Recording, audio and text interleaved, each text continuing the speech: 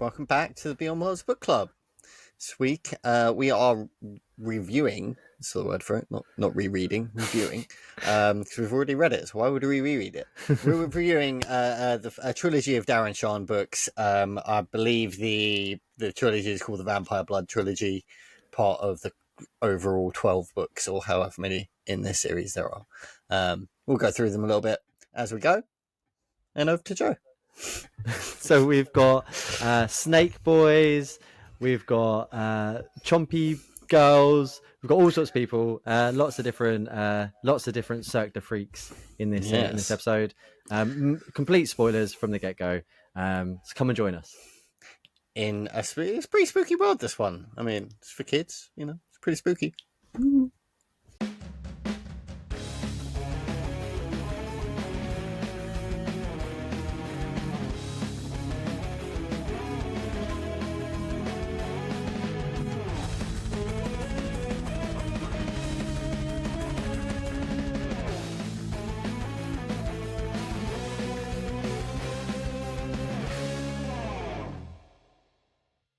So, you were saving it. So what did you think? I'm just going straight in because I want to know.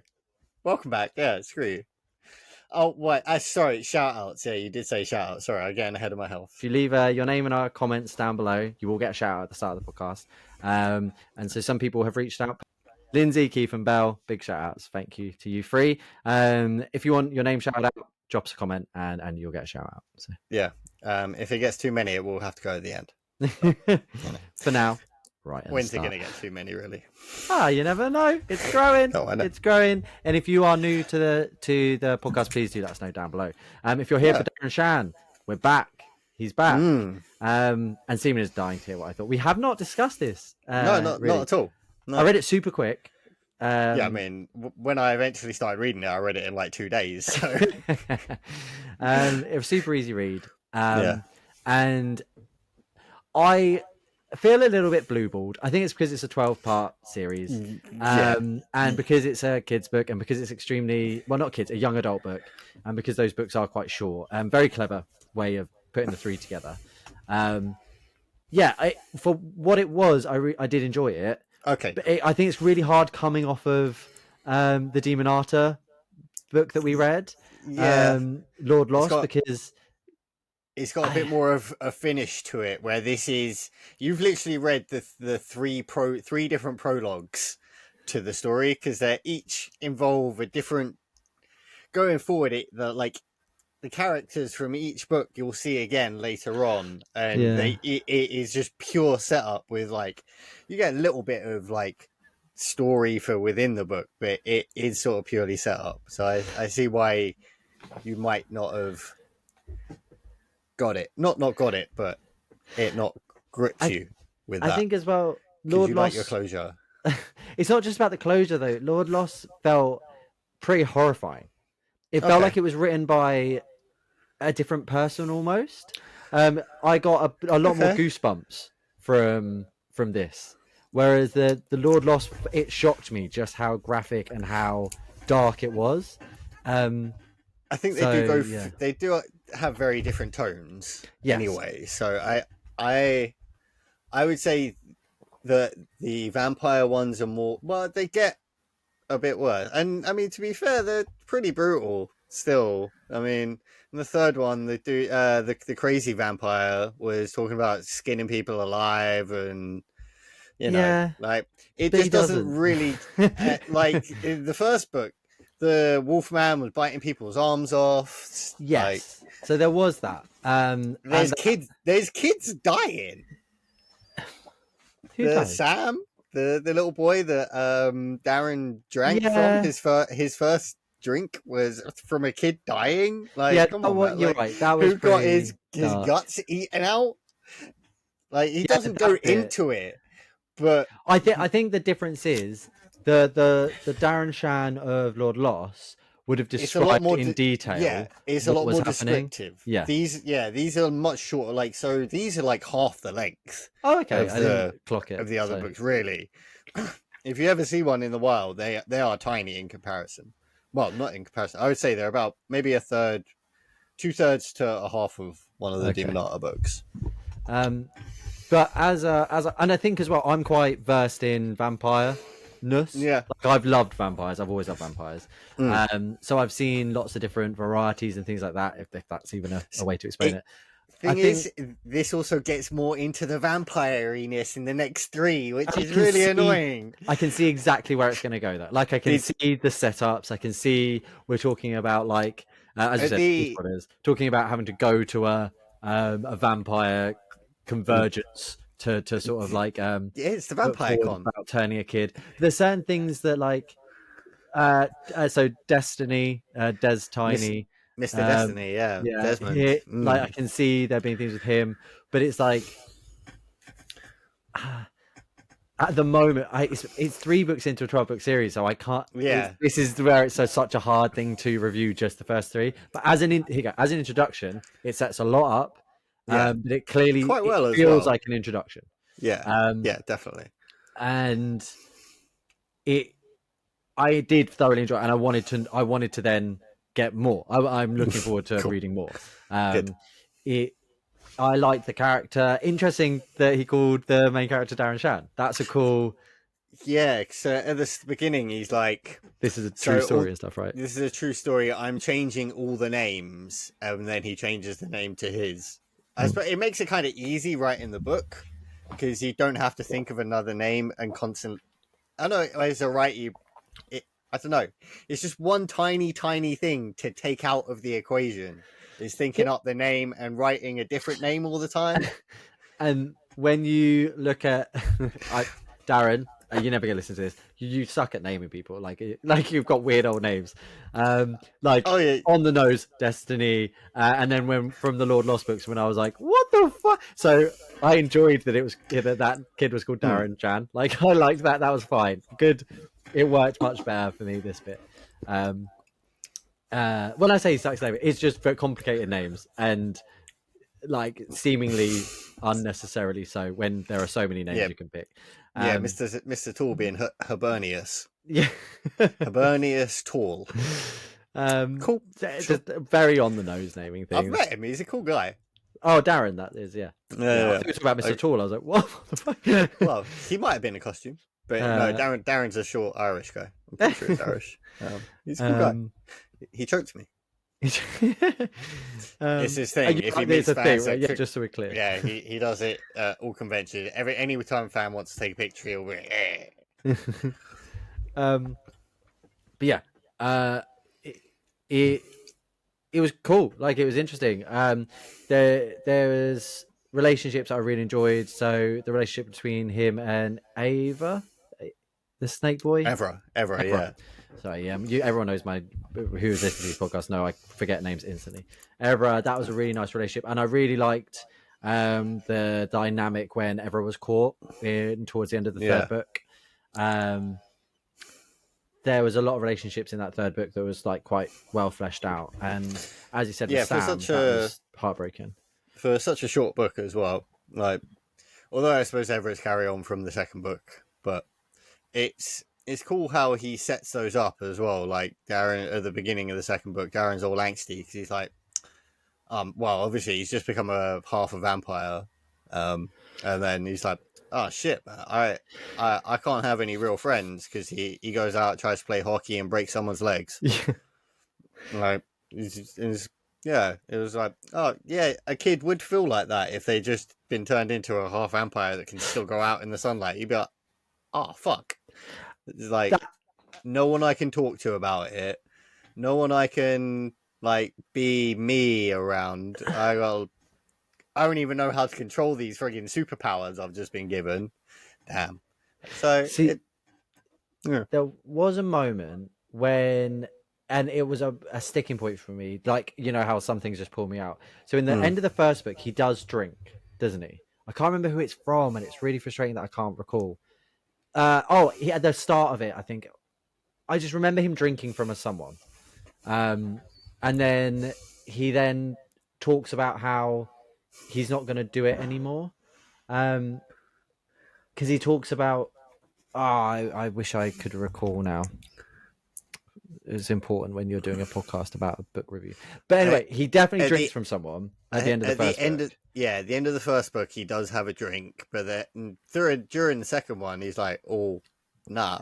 Yeah, but he says like, "Oh, if I drink from a human, I'm never going to do it. I'm never." And it's really angsty, really like almost emo. And it was just like, "But you did it once. You've done it. Stop being a little bitch." Like you. But for like, you got to remember, he's like 10, 11, I don't know, maybe like 12, 13 years old, I think. So he's going to be having angsty teenager thoughts. And again, you've just been turned into a half vampire at like 12, 13 years old, and you're trying to retain some of your humanity. It's quite a deep thought to have, like, for a kid that age. Like, no, I don't want to drink human blood. Yes, I'm half vampire. What's the other half? Human. I don't want to do that shit. But then ultimately, you know, there's the soppy little story that vampires drink enough of your blood as you're dying. They steal some of your soul. Yeah, it's cute, right? And I think I wanted Darren to trust his master a bit more. I wanted him to have a bit more faith in. I know, right? He turned him. He did all this stuff. But he did save his best friend. That was something he agreed to do, and he did it. Yeah, didn't have to. His actions have always been in Darren's best interest, other than turning him into a vampire, which is the one thing I get that doesn't add up. Yeah. But everything else he has done for Darren's benefit, realistically, and it's just frustrating. I think as an adult, it's frustrating seeing someone just refusing to acknowledge help when it's right there in front of them. But he does sort of acknowledge that little dynamic as well, doesn't he? In the third book, he's like at the end of the third, that's where I was just like, oh, it's finally there. like, look, okay, sure, I'm not trusting you, so you're not trusting me, right? Yeah. Okay, everything on the table. Yeah, we understand. I mean, they don't know each other. This is kid and a nearly 100 and something year old dude just thrown together. Like, there's going to be some friction, right? Old dude's going to be like, oh man, what the fuck have I done? They're probably thinking that like every waking second. What the fuck have I done, bro? And the kid like, damn, this dude really turned me into a vampire. There's going to be some friction. I mean, their dynamic does get better, and you can see there is like the loving bonds forming, and that they do care about each other. Eventually, they will get there. I do hope as the books progress, we find out why he did it, because I feel like there has to be another reason other than just I'll turn you to save your mate. Like that, I just hope there's something more, because it doesn't add up for his character. What was his? Yeah. I see. I've lost the main vampires. Mr. Krebsley. Lawton. Yeah. He's got a series about him as well. Oh, does he? Yeah, like a prequel sort of thing. Yeah, from when he got turned, and then like it's just odd stories building up to him meeting Darren. Yeah, because I just don't. He seems like a really smart. He's knocked around, and I just don't. I question. So it's massively inappropriate to turn a kid for multiple reasons. It seems strange to do it. Yeah. So I don't want to say anything. Okay, cool. But sweet, good. It is a little weird, right? And the next few books sort of go into the vampire side of like, naughty, but there's loopholes. Okay. So that's about 15 minutes of me explaining what I thought of the book. Just like that's answer the question, did I like it or not? As we know, I can't just answer a question with yes or no. I have to give 1,000 explanations. Well, I mean, it's helpful. What do you think of it? Obviously, it's something. Is it a book from your past? How is it rereading it? I mean, I picked out like a lot of the more of the flaws, obviously, but you know, it was nice rereading because I haven't read that in like. It's probably since I was like 14, maybe earlier than that, man. Like whenever that book came out, yeah. So, and like I always see it everywhere, and it's cool to see everywhere. It's got a manga. Yes, I did see that. Like that's pretty sweet. Like it was like I always felt like part of a cool little not clique, but like having read all these books and met the author, I was like, oh man, this is really cool. I like this. Yeah. And like I'm pretty sure I've read nearly everything he's done, apart from I don't think I've finished one of his series. But yeah, I love him. I thought he was great, and his was my introduction to his works. I remember getting them from the library, like 2-3 at a time. Then like the library never having all of them, so having to ask the library to get them from another library, wait like 3 weeks for them to turn up because somebody already had it. Yeah, so you spent a lot of time at the library. Yeah, and we've gone into. I'm not the biggest fan of horror nowadays, but I did used to like spooky stuff back in the day. It's like this and Demon Hunter, but it was because of him. I like how he does it. It's childish, but not at the same time, and it's a nice balance of the two. It like shocks you, but because of how like the rest of the scenery is, if you get what I'm saying, it didn't really hit. Like when I was a kid, it didn't really hit that the Wolfman had eaten the kid friend's guts out, and like he would like the thing that he was dying. It doesn't hit you as much that a kid's dying as a kid. As an adult, that sort of thing is like, oh damn, that like think of that must have actually been kind of hard to write. And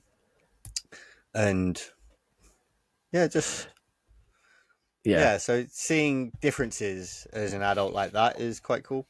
Well, not cool because that was a bit sad, but it's in a different way. Yeah, and like the dynamics of him and his friends. I was like, oh god damn, this is so it's so funny. I really liked that start bit. Like how it was the friends, and I thought it was a really good opening to the book. The little things like Darren closing his eyes, putting his hand out and just grabbing it, showing obviously there is something, in my opinion, there's something else at work with Darren. And there's some destiny maybe. Yeah, with that's joking about being on the nose, but also it'd be like so we haven't talked about the story of this in any way, shape, or not form really. Yet, but Darren is he's a high school kid, typical English high school kid. Nothing American about this. And one day his friend finds a flyer for a traveling circus of freaks, and it's not your typical freak show like what you would consider a freak show from back in the day, like people in cages and whatnot. It's these are performers that have got strange, weird thingies going on with them. So they get some tickets. They go see them. Well, two of them end up going to and as Joe said, to get the ticket, Darren has to catch it from midair just by pure dumb luck. So him and his best buddy end up going to this show. There's crazy performers. There's a lady that can grow a beard at will. There's a man that can run on his hands faster than Usain Bolt can do 100 meters. There was another guy that could eat anything, literally. They had a proper wolf man. He is half man, half wolf. Snake Boy, Evra. And then they have Mr. Crepsley and his special super mega spider, Madam Octa. And Darren's buddy Steve recognizes Mr. Crepsley from a photo, or not a photo, from a painting in a book, and the painting was of him 100 years ago, something like that. Yeah, turns out he's a vampire, and best buddy wants to become a vampire, can't become a vampire, so Darren steals the spider. Yeah, because he's got bad blood, doesn't he? They say. Yeah. Mr. Crepsley tests him, and he's like, "Nah, blood, you're evil. Fuck off. Don't want you." Which is a weird thing at that point, as someone who's reading the book, because you're like, "What do you mean bad? Like vampires are bad? You eat people. Like how can you be too bad to be a vampire?" And we've also been told, haven't we, that Darren's got an obsession with spiders prior to this. He's got a sick obsession with spiders. He once had one, killed it by accident because he was super curious. And so that's Madame Octo's got a proper rod on for her. Like, yeah, I do find that little story funny. He saw it on a cartoon. He saw the spider getting hoovered up, so he's like, "Oh, I want to try that," and then hoovered up his spider. yeah, dead tarantula. Yeah. But yeah, so because Darren's now got the spider in his possession, one thing leads to another, and his best friend comes over, plays with the spider with him, and gets bit and ends up in a coma. Darren's a little shit about it. Real little shit. Doesn't want to get in trouble, so tells nobody what's happened to his friend. So his friend will die because he refuses to acknowledge what's happened. Pretty and much. decides instead to go back to Mr. Crepsley and try and get an antidote. Well, he knows he's a vampire. You know, he must think, oh, maybe there's some mystical shit that can save him. I mean, it's your spider, bro. But he offers him a deal, doesn't he? That's what happens. Yeah. Crossroads demon style. I'll save your body. You will become a half vampire and be my eternal assistant of the night. Dun dun dun. Deal or no deal. Then I can't remember the Deal or No Deal song. I was about to do Countdown for some reason. That's what I went to as well. Weird. Yeah, and I was like, yeah, fuck it. Well, what else are we gonna do? Doctors don't know what to fucking do, so it becomes a half vampire. Well, eventually, they save Steve. I always appreciated that as well. One of the characters was called Steve. It was always good for me. And yeah, Darren becomes a half vampire. Has to pretend to kill himself, which again, so dark. Yeah. But best friend sort of clocks on though that something hinky's going on. Yeah, because he's obsessed with vampires and he knows this shit. Yep. As well, he did sort of see them when he like shocked awake. Oh yeah, when he first woke up, didn't he? Yeah. So and vows to hunt them down. I'll get you one day. Foreshadowing. Yes. And yeah, so that's kind of the gist of the part one, isn't it? Yeah. Generally speaking. Part two, a lot more time at the circus. Yeah, bit more vampire lore, like how they're not like immortal once you become a vampire in this. Once you're a full vampire, you age 1 year for every 10 years. Yeah. And as a half vampire, you age 1 year for every 5 years. Yeah. And they do not kill vampires. Yeah, that's super important. They only drink what they need to. And if they went killing, then vampire generals would come down and fuck them up. You don't know any more about vampire generals. But because there's vampires and then there's what the other guy's called? Vampenses or vampirens or dark vampires. For some reason, in my head, they go vampansies, like chimpanzees. Yeah, just like that's what sticks in my head. It's not what it is, but that's what it is to me. Yeah, there are other. So they are vampires, but vampires they're like original vampires, sort of technically. Technically, vampires used to kill, but then humans were like, oh, fuck this shit. So vampires all like okay, right, council time, everyone, let's have a chat. We need to have some rules, if we want to survive. They're quite like forward thinking, They're not like they're just like, hey, whatever. We just want to live. We'll stop killing you, sure. But not all the vampires like that. And so a small group of them decide to split off and be like, fuck you, we're gonna carry on killing people. Oh yeah. But these guys as well sort of see it as a bit more ritualistic, and it's more tied to their primal side. Yeah. So I like how Mr. Crepsley talks about them as well, because he's like, they're not evil. No, yeah. We're all animals at the end of the day. Like a lion kills whatever, but we just don't think that that's the way. They do think that that's the way. He's got quite a middle of the line way of looking at it. It's like, when they go out of control, we'll sort it out, maybe. The vampires are almost the vegans of the vampire world to a degree. Do you know what I mean? We don't have to kill it. We could just like suck on it a bit and then keep going back.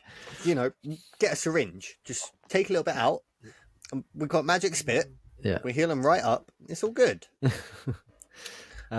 Something I found interesting as well. My assumption, because it doesn't go into detail, but the Vampanese are a bit mental. Like it seems like they go a bit cuckoo. And my assumption, they can do.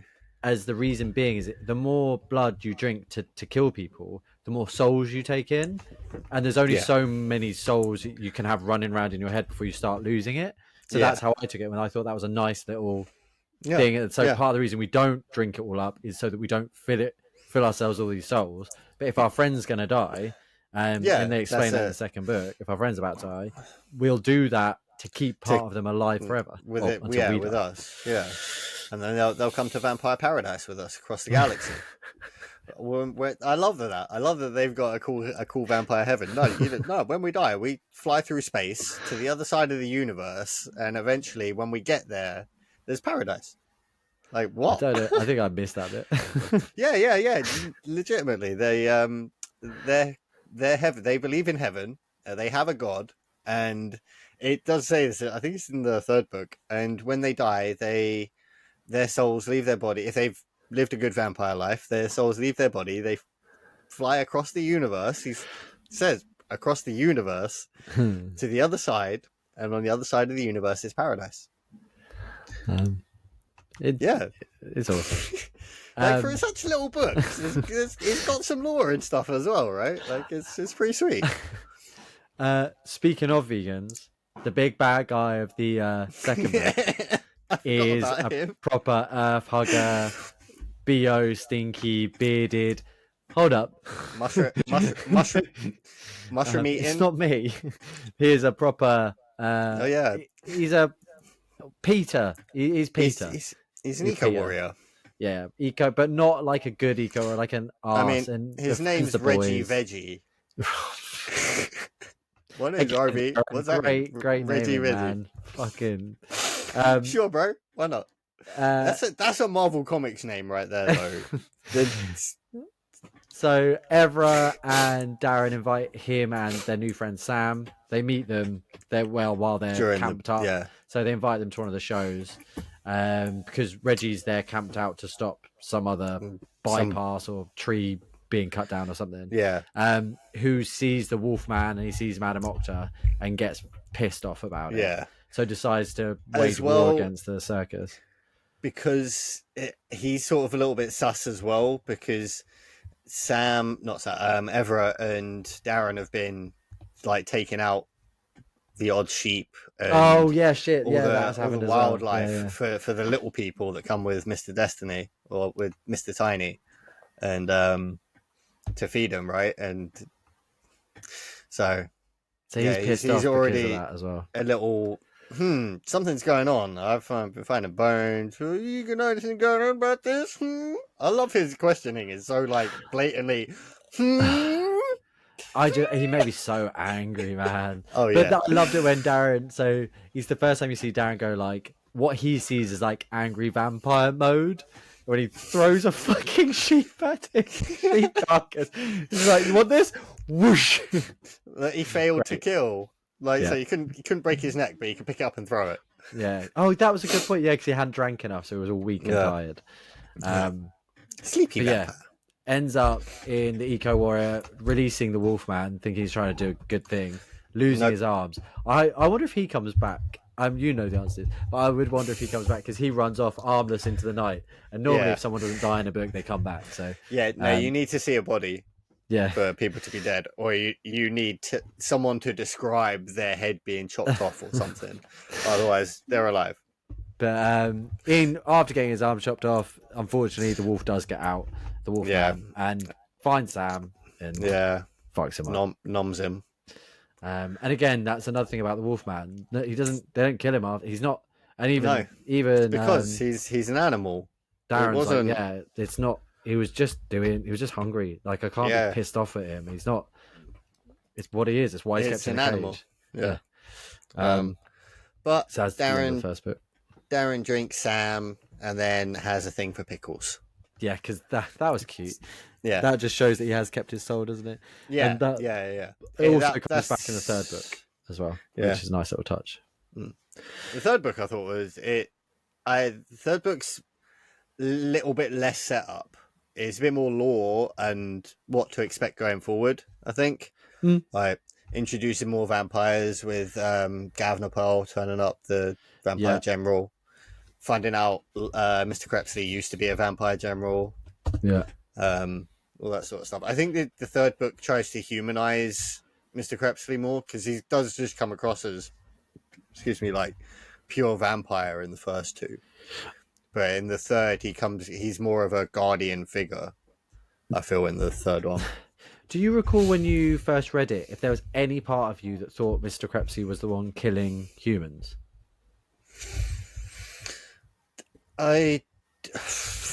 Just because when I was reading it, there wasn't even like a smidge of me that was like, oh it could be Crepsley.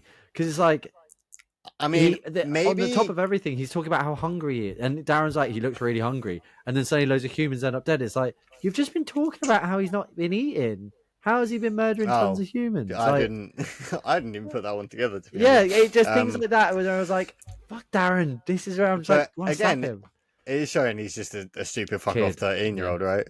Thinks he knows best. I do hope that these sort of stupid ass childish mistakes start stopping or slowing down a little bit as the series progresses, because it's just dumb, man. This is the bit about maybe dumb. they're just major plot points in every bit. I can't remember. I am just trying to but that's it. I don't want the plot points to be Darren's thick and doesn't understand anything and makes stupid mistakes. To be fair, I think you will really enjoy the next 3 books. Okay. I think maybe. But their whole point, so they leave and we get introduced to a city. They bring Ever along because Darren doesn't want to be on his own. It's Christmas, where it's going to be winter, so a different setting. And there's Darren's gets girlfriend, so that's an interesting dynamic. And they start to follow Mr. Crepsley because they see on the news that some people have died, and Mr. Crepsley keeps going out on these night missions. So a bit of a whodunit murder mystery until, lo and behold, fucking surprise, surprise, Darren fucks everything up. Nearly gets everyone killed. Yeah, pretty much. But fixes it by pure dumb luck. Again, gets lucky. But I want to call him Marlborough. That's not his name. Marlowe? Merlot. Cool character. And he's well written, I think, and the way that he's written, and he like repeats himself, and it shows his the madness. And I think it does make it very clear that the only reason Darren succeeded was because this one was nuts. Like this would not have worked on anybody else, and Darren was purely dumbass luck that this one was nuts. It was almost to the point of like Looney Tunes a little bit, like X marks the spot, buddy. I want to stand there. You're totally in charge. You should definitely go into this room first. But nice little twist, because I mean we as a reader, I think we know the twist that's coming. And again, because there's like a little hint beforehand where they're like, before the chapter starts at the end of the last one, I think they say something like, "Let's make a plan." Darren's like, I know what to do. Yeah, and then I just don't think that needed to be said, because then I think if we'd have actually thought that maybe some of these actions, if we were a bit more unsure about whether this was part of the plan or not, because in his right, he tries to make us believe, Darren's sort of leading us down the path of, these are mistakes that are happening, this isn't the plan, but it was all the plan all along. And saved the day. No more deaths. I guess that is a little bit rushed, I think. Probably because he's like, oh damn, I don't know how many pages left. Yeah, probably. It's like, right, you know what, creative license. But it was a good way to get everyone out. It was a good way to get rid of Merlot. Good way to say goodbye to the family quite cleanly. a good way to get Ever out of the horrible situation he was in. Like, drug everyone. yeah, Go ahead. basically, yeah. Go drugs. have dinner.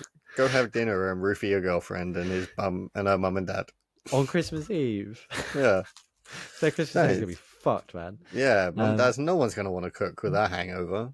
Plus, do you know one thing that really stuck in my craw about that bit is, and I know life and death, and if he hadn't done Merlin, would have eventually killed her anyway. But how they were talking about how one of their favorite things to do was like decorate the Christmas trees, and they even make like on Christmas Eve. It's like a family tradition. We always do it on Christmas Eve, and then they make a point that it didn't get done, so Darren's just like, I'll do it for you, dude. Okay, but yeah, a cool ending, and it. Yeah, do you know what? Talking about it, I'm really enjoying talking about it. Okay. I think at the time, again, I was just kept comparing to Lord Lost and just the graphic, descriptive nature of that, and I was just like, I just wanted a bit more. Very. You're right though. When we're talking about it, it is dark. Lots of dark shit happens. It's just doesn't go into it though. Yeah, it's just there. Like, Ever being part of him being tortured. skinned and tortured, and to the point where he can't talk, but Marlowe, and he does though. He does just give away. But that's the thing. That's Darren and Crepsey. Like he tells him where the hotel is. This is the thing though. If he went into it, it probably couldn't be a kid's book anymore. You know. But he does kind of like Lord Lost. Well, he does with Ever a little bit. He's like he pulled his scales off. Even just pulling out the knives was giving Ever PTSD. Like yeah. It's definitely hinting at it. I guess it's a fine line between because it would quite quickly stop being a young adult book and be like quite a graphic adult book. So you're right. It's a fine line to cross. I'm just shocked and I was always shocked with Lord Lost that I felt that line was very much crossed. I think it crossed from a young adult book to an adult. Yeah. So I think Darren Shan's aimed at like 12, 13, 14 and Demon Arter's like 14, 15. Okay. I think it's teens books, maybe up to 16, 17-ish. I think 17 you should be reading something a bit bigger, bit wordier, but like I'd see it as maybe you grow up with Darren in these books. Do you know what I mean? You started with these ones and then as you're a bit older when Demon Arter comes out, you've already read the first lot. You know what to expect. Yeah, definitely. Yeah. I as well, the third book, like I said, I do very much appreciate how much he tries to humanize Lawton. Like, when Darren was like, I'm not going to tell him I've got a girlfriend, and telling his girlfriend, no, he's a grumpy fuck the whole time. You know, he shouted at us for going out and blah, blah, blah. And then he's like, are you serious? You thought I'd be pissed because you like someone? Come off it, man. Dude, you were kind of clever about it as well. You knew that it was going to be short term. He goes through all these things. He's like, I'm kind of proud of you, man. Like, that's some man shit. I really liked that bit. It's one of my favorite bits of the third book. That conversation they had. And I like that Lawton can admit his mistakes as so he's in the archetype of characters. He would be like the guide, the wizard sort of thing. And those sort of characters you do sort of expect to know it all, and he doesn't, and he freely admits that sort of stuff. Like he's like, when he's like I said way at the start, admitting that, you know what, okay, no, you came after me, but you came after me for the right intentions, and it was because I didn't trust you. I'm telling you to trust me, and as the adult, I didn't trust you to trust me. And I think that's quite important because it's a young adult book, for kids to see that instead of not that. You know? So I think it in that sort of respect with the messages and everything, I think it's super well written, even for something that is so simply written. I think the messages in it are all positive. It's nice. I think some of my favorite bits of this book as well are the Cirque Du Freak, and all of these different characters. And I felt like a lot of it's weird because it's like original or unoriginal stuff. So like the bearded lady, that's really common. But the way she grows it and retracts it, that's different. and you can't cut it. Yeah, but she has. Oh, she retracts it, doesn't she? That's what she says. You're right. She's like, yeah, come, all you guys, come up here. Here's an axe. Yeah. Try it. Try and chop off my beard. And then there's the other guy that's got like the belly dude. He's like, yeah, come and here's a hammer and a chisel. Try and that's the tooth dude, isn't it? That's the And then there's the guy that Darren bites his finger off. Oh yeah, the one that's introduced. Grows back. Yeah. There are more members, I think. Yeah. I'm so intrigued by that world, because it's like obviously like a snake boy. Well, how are there snake people? Is that like a race? Are you a one-off? Are you actually? I'm so curious about this sort of thing. Yeah. Because obviously the vampires are there is a multitude of vampires. Yeah. Mr. Tall, clearly there's more to him. He has a psychic connection with Crepsey. Like all this interesting additional content. Mr. Tiny, the little people. Yeah. Unnecessary necessariness. And you haven't even been introduced to like the wider range of characters. Wow. Did they? I can't. Did they mention vampire princes? I'm pretty sure they did. I think right near the end of the third book. But what I would like to briefly talk about, so spoilers potentially for future books right now, because I did have to watch the movie. Oh, okay. Now, this I would probably rate maybe a 2 out of 10, the movie. Oh, yeah, bad. One of the worst adaptations bad. of any movie, book to movie, I think, ever. No, sorry. You said one of. Okay, cool. One of. Yeah, not the worst. Definitely not the worst. It goes Aragon, then this, basically.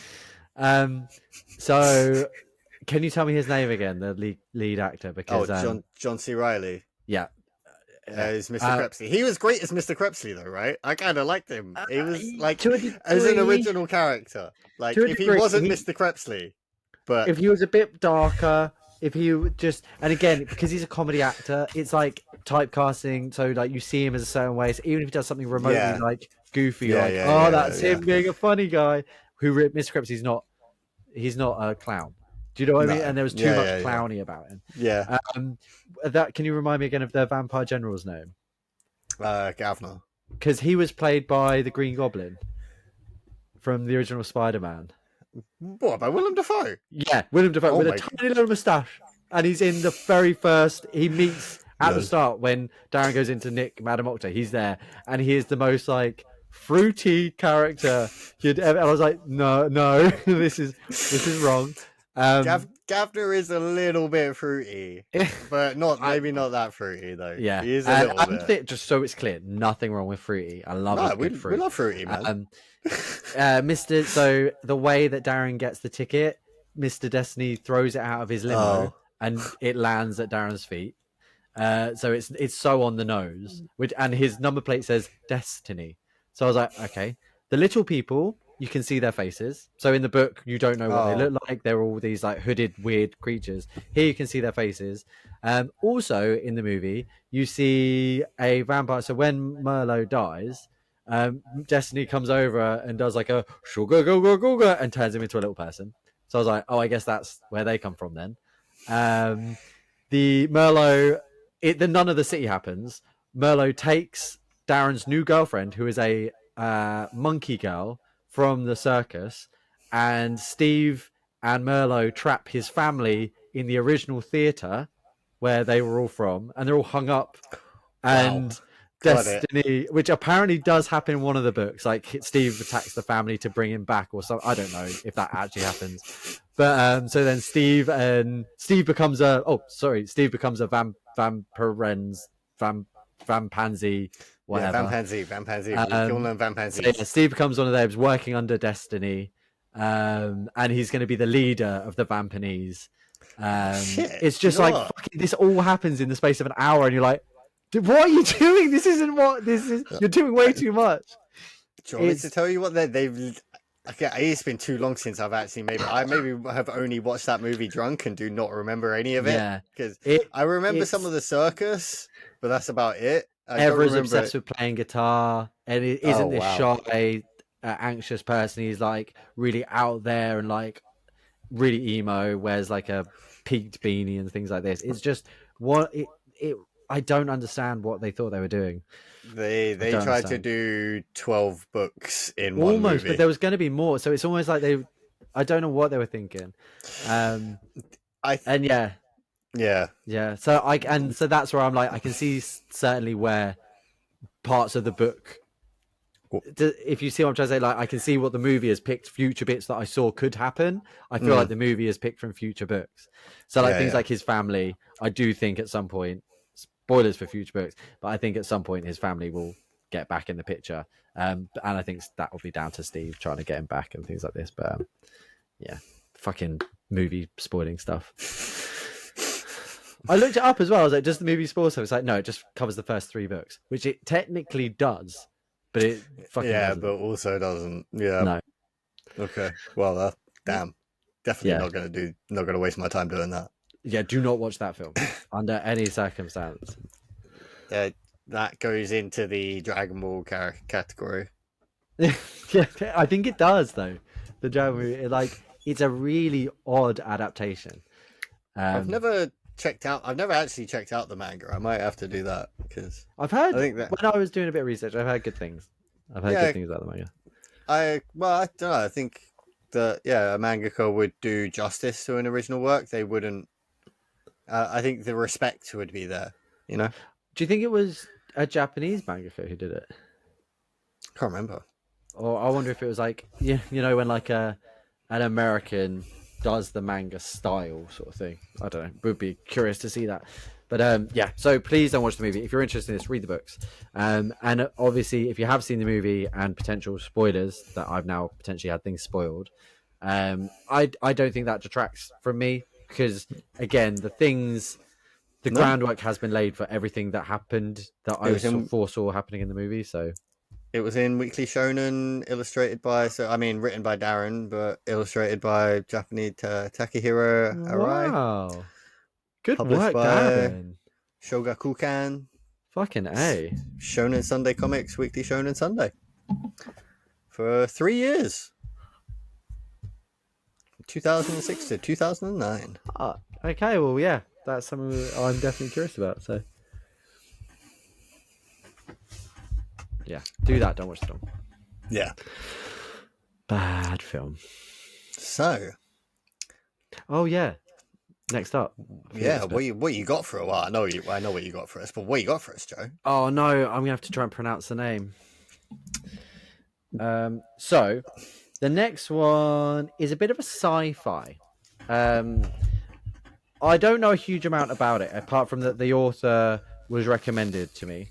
So I thought, well, okay, I'd write like one of his more recent books was sort of recommended. So I went back, found something that we could start with.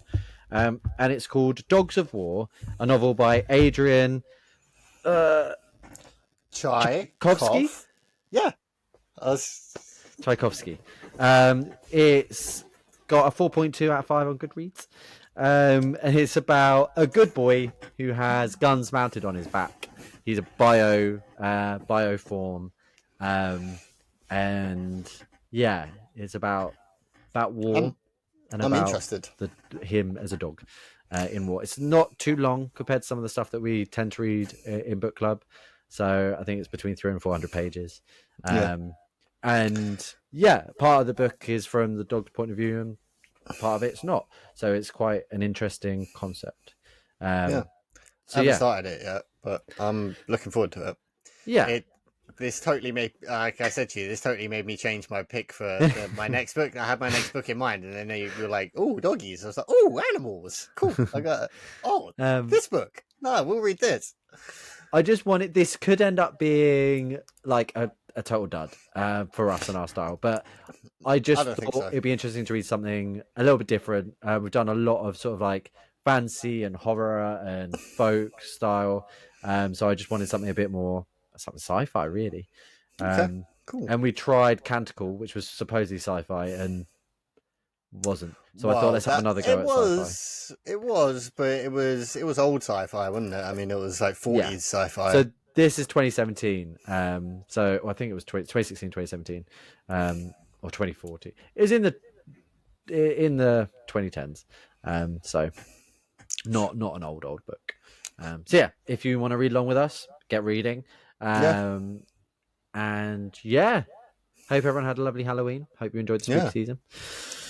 Happy spooky season to all, although this will be like a week and a bit after. So yeah, a little bit after, but we hope you and I hope you all had a good bonfire night. We're recording this on bonfire night. Yeah, I'm quite happy. My neighbours have stopped, unless I just can't hear them because of the headphones. Got lucky. Yeah. And for those of you, all those hundreds of thousands of you listening in the States, if you're not sure what bonfire night is, watch V for Vendetta. Oh, yeah, maybe try that one too. You know, I mean, we tried it once, it didn't work, but you know. Remember. Maybe cut that bit out, because I maybe inciting terrorism. No, we could remember the 5th of November, gunpowder, treason, and plot. Something.